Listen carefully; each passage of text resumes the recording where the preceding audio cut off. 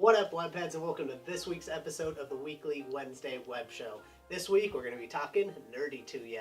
So we're going to go over what we think is going to happen in the Avengers 4 movie, which comes after Captain Marvel, which also comes out next year, and talk about Ant-Man and Infinity War that just came out and how they're going to connect into those movies. And we're going to answer your questions from Instagram.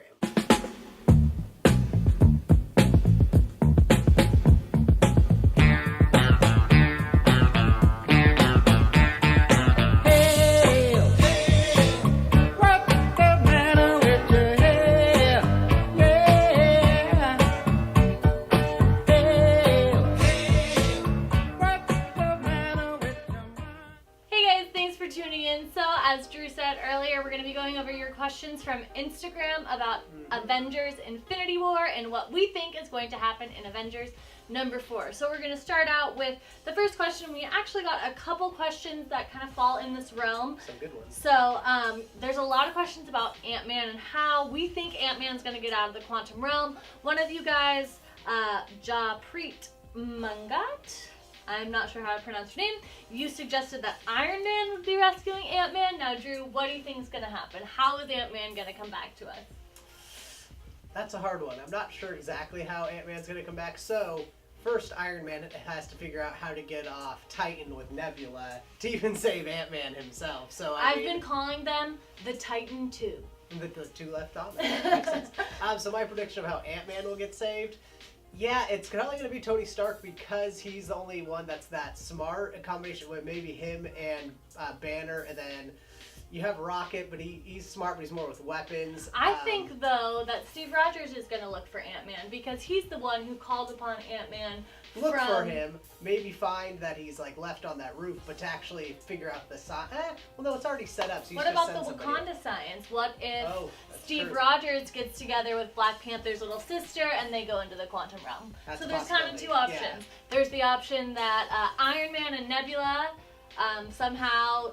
I think the bigger chance would be Iron Man and Nebula actually somehow end up in the quantum realm from Titan. Find Ant-Man, and then all come back to Earth. I'd like that. And then they all go back to Earth. That's my option A. That would be my That'd be a good way to tie it everything. That would be I don't know how they end up in the quantum realm, but it'd be a good way to tie it. Right, but they're already in space, so there's weird shit happening, and maybe she knows some technology. So that's my first option. My second option is that somehow in Wakanda, Steve Rogers and the group figure out how to get Ant-Man because they're already, all on Earth. Yeah. So that's my second one. The second question, and this comes from Mr. J017, says, what are some important facts from Infinity War that the fans may have missed? Now, I'm going to change this question a little bit. We're going to go towards Ant-Man, the Ant-Man movie that came out after, and in the post-credit scene. So you're saying pre-Avengers 4 information people might have missed? Might have missed. Okay, so this continue. Is exactly from the Avengers movie.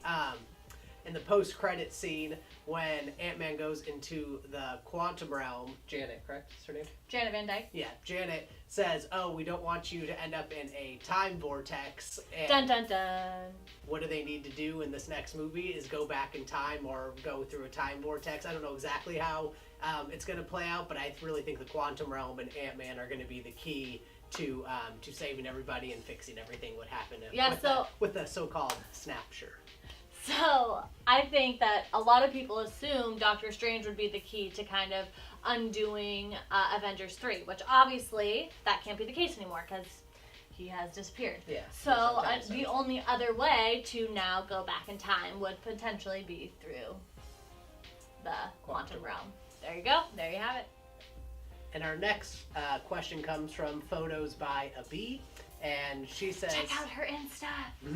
She says Thanos regrets killing Gamora and going back in time to goes back in time to revive her. So I do think Thanos regrets it, but I don't think he's that human.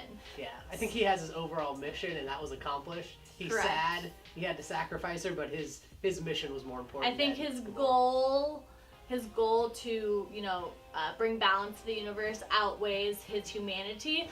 But if you did watch the Avengers Infinity War bonus footage, the directors talk about how they wanted to make Thanos the most personable villain, which is the only reason I could see that potentially happening. I personally view Thanos as an evil dude. What he did was wrong. And so I don't think he's that human, but I think the directors could bring it in, much to my own dismay. And our next question comes from Raisa, and the question says, what is a Jedi? So the last two questions we're going to go over today are kind of more opinions. They're not necessarily facts about Infinity War, but the first one is, what is your favorite thing about Spider-Man? And because this is an Infinity War-centric episode, I will tell my favorite thing about Spider-Man in Infinity War. Appropriate. I love his pop culture references. I think that would totally be me. Personally, I think I could probably take down a spaceship from the number of Star Wars movies I've watched. I know enough. So that was my favorite thing about Spider-Man in Infinity War. What about you? How he doesn't listen to Tony Stark and how he stays on the ship. Would have been way less exciting of a movie without Spider-Man in space. Yeah, I like it how when they send him off, you don't see him fully go down. He just ends up in the back of the ship and they cut scene, which means, he held on and ended up in the ship, which I thought was pretty cool. Okay, and our very last question is, what movie are you most excited for next? I'm going to go with both the next movies coming out, Captain Marvel and Avengers 4. It hasn't been titled yet.